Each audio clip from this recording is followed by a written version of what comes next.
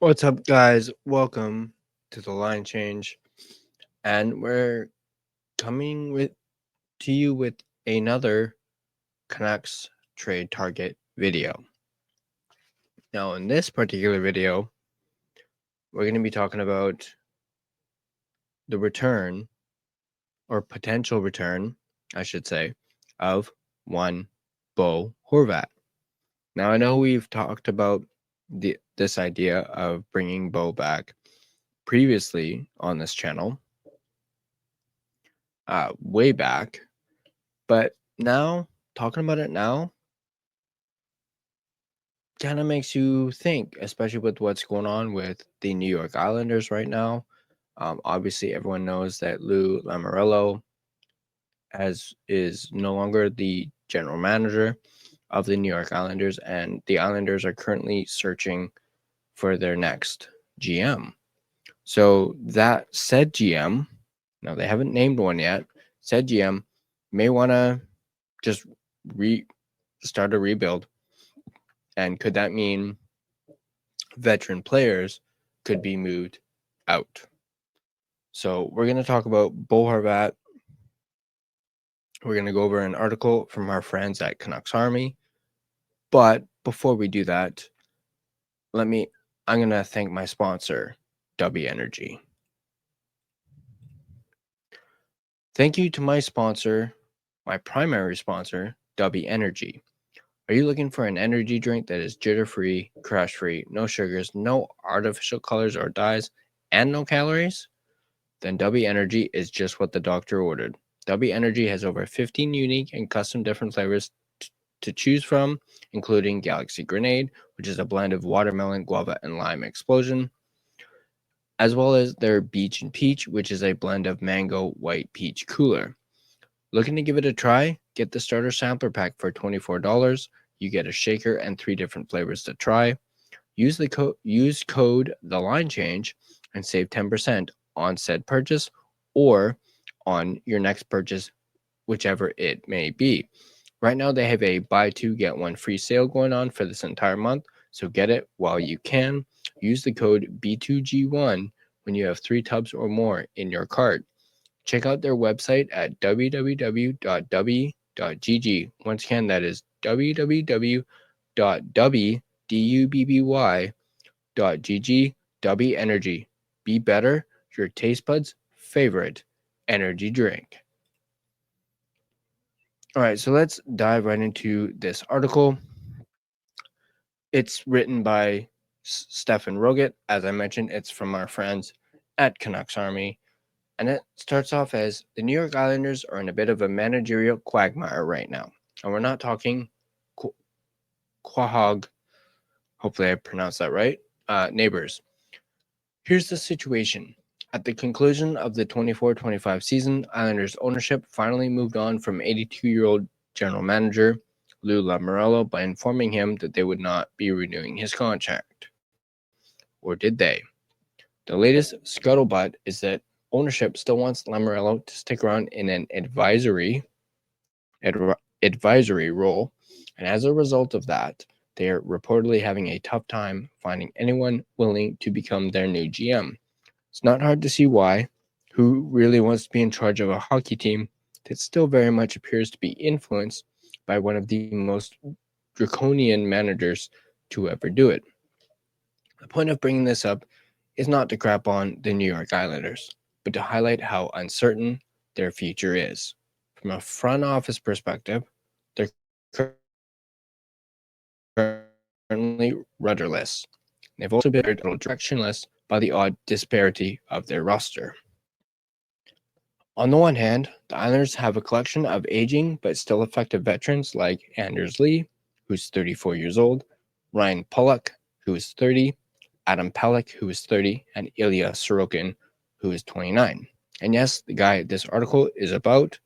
They've also got a younger core featuring names like Noah Dobson, who's 25, Maxim Tisplikov, who is 26, and Alexander Romanov, who is 25, center Matthew Barzal, 28 in a couple weeks, who we already wrote about as a trade target earlier this offseason.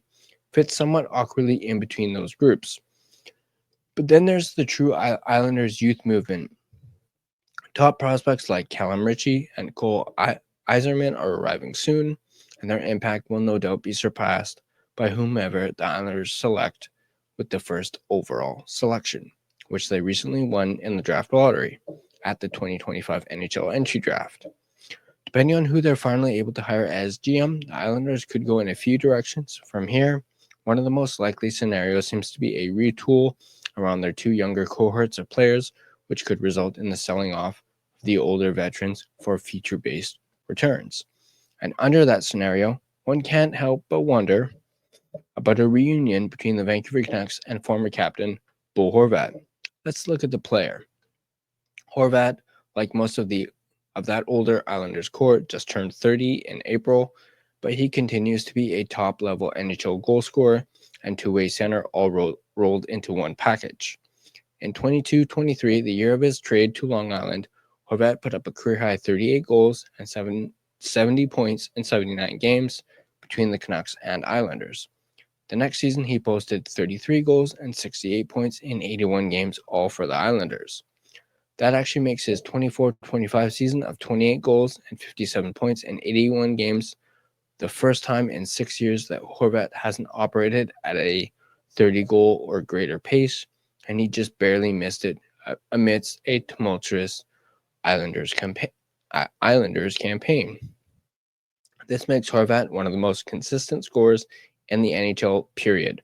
That's certainly something that the Canucks could use on their side again, but let's talk about the practicalities of a Horvat reacquisition before we get too excited about the possibility.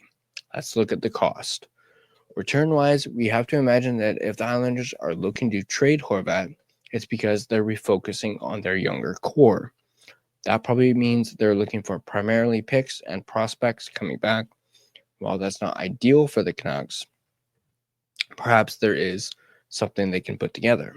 We might draw inspiration from the JT Miller trade here. Miller was a significantly more productive center, but he saw his trade value decrease by an off-ice situation and a contract that carried him into his late 30s.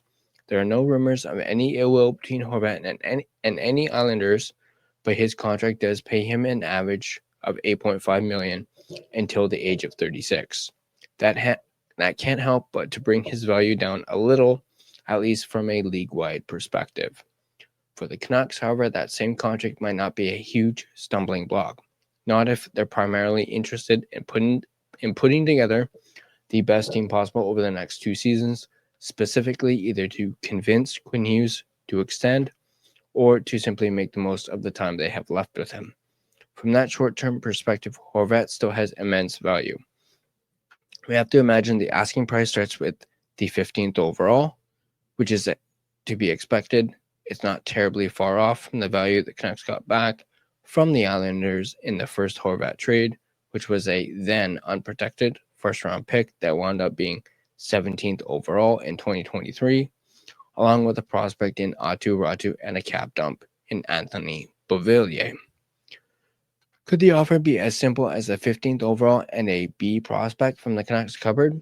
That depends. We could see multiple teams in on Horvat services with the cap going up like it is, and that could raise the price beyond the precedent, but not, we think, by too terribly much. A price tag of a first-round pick and some additional reasonable sweeteners should be workable for the Canucks for a center of this caliber. If that's all it takes, a Horvat reacquisition should very much be under consideration. There may be some intangible awkwardness to deal with here, but that's not certain either. It was clear at the time of that first trade that the Canucks were going to deal one of Horvat or Miller, and they chose to deal Horvat. Being dumped by the team you captain might have resulted in some sourness from Horvat, but that one post-game comment aside, we haven't seen much hint of it. There were some rumors of tension between Horvat and Miller in the dressing room, but if that was the case, it's not really a factor anymore. By all counts, Horvat got on well with Elias Pettersson and Quinn Hughes, and Hughes has spoken at length about how Horvat's leadership informed his own approach to the captaincy. Horvat does possess a full no-trade clause, so he'd have to be willing to come back to Vancouver, but we don't necessarily see that being an obstacle. If they can turn it around, the Canucks are closer to competing than the Islanders. Horvat laid down some serious roots here that are probably mostly still in place. One, the whole, it's perhaps not as awkward as one might think, and it wouldn't be the first time the Canucks reacquired a captain that they traded to Long Island, and that worked out just fine, didn't it? The fit. Let's take a look at the fit. In this case, the fit isn't even hypothetical.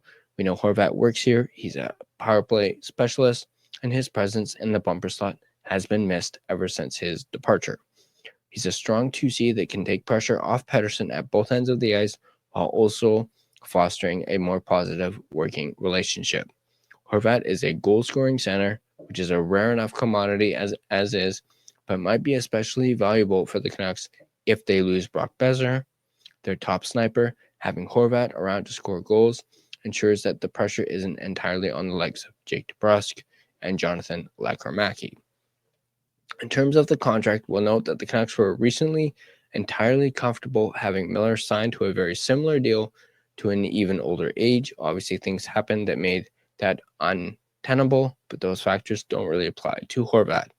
And $8.5 million is going to make up an ever-decreasing percentage of the cap ceiling anyway. It's already a step below true 1C money. Horvat would make the Canucks a much stronger team over the next 2 seasons. And after that, it really all comes down to Hughes anyway. Extend Hughes, and the team remains in competitive mode and probably doesn't mind Horvat continuing to be around at that price, even if he starts slowing down. Move on from Hughes, or be moved on from, and the team enters some form of rebuild or retool anyway, at which point Horvat could slide into that aging mentor role. What seemed like a pipe dream at first might actually have some sand to it. Take away the history, and Horvat would stand out as a somewhat obvious trade target for the Canucks this offseason. And if the history doesn't really matter as much as we think it does, then maybe Horvat is just an obvious trade target for the Canucks this offseason. Price tag pending, of course. So there you go. Yet another Canucks trade target video. This one focused on former captain Bo Horvat. I have spoken on being open to bringing Bo back. I know a lot of people have said no, like they would not want Bo Horvat to come back. You know, it's time to move on. The Canucks should not look at bringing somebody back. They should be looking forward, which is fair. That is a fair thing to say. But at the same time, it wouldn't hurt to have Bo Horvat back. You know, I at the end of the day, you know, I do wish they hadn't have traded Bo to begin with. Now, by no means am I saying do I wish they would have picked Bo over Miller, because I don't think that. I think they did make a right choice on keeping Miller, but I would have preferred to have kept Bo as well, because everyone keeps ranting and raving about what we had down the middle, where we had Pettersson, Miller, and Bo all down the middle, and that was lights out what they had. That was as good of a, you know, middle of the lineup that you could ever have.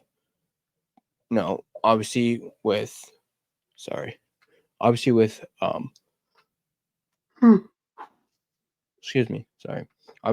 Miller, you know, having been traded, we wouldn't obviously have that again, but we would at least have 2/3 of that. Now, yes, I know a lot of people are down on PD right now, but perhaps bringing back Bo could get PD going. Could it also affect Quinn Hughes and his decision to stay due to that familiarity with Bo?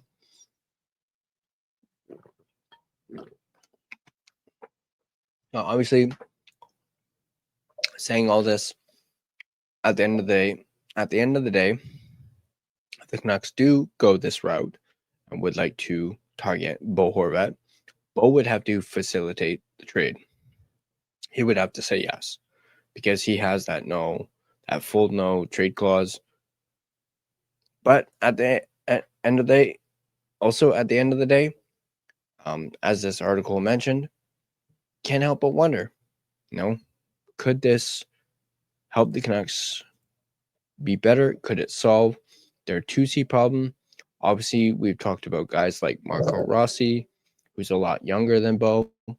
We've talked about recently Anthony Cirelli. We've talked about Sam Bennett. There's so many names that we've thrown out, but the real question is, which of these names, if at all, could the Canucks actually be serious about either inquiring about or targeting? Let me know in the comment section down below what you guys think about a potential reunion between the Vancouver Canucks and Bo Horvat. I know we touched on it a while back, but back then, things seemed a bit more bleaker when it came to that. But looking at it now, could it be the time to do it? But once again, let me know in the comment section down below. And as always, if you like this video, go ahead and hit that like button. If you want to stay up to date on all your Vancouver Canucks and your Abbotsford Canucks during their playoff run, go ahead and smash that subscribe button. Also, turn on notifications. That way you don't miss out on a single video. You can also find us on social media. You can find us on our Facebook page. Just search The Line Change. You can find us on Instagram at The Line Change. Find us on Twitter /X at LineChangeVan. You can also find us on TikTok at the.line.change.po. Feel free to give us a follow on all of our social media platforms so you can, as well as interact with us as well. If you prefer a audio version of this podcast, you can find us on Spotify and Apple Podcasts. On Spotify, feel free to also give us a follow on there and support this podcast, as well as rate and review us if you wish to do so. It is, of course, greatly appreciated if you choose to do so. But that's going to do it for me. As always, go Canucks go, and I'll see you guys in the next video.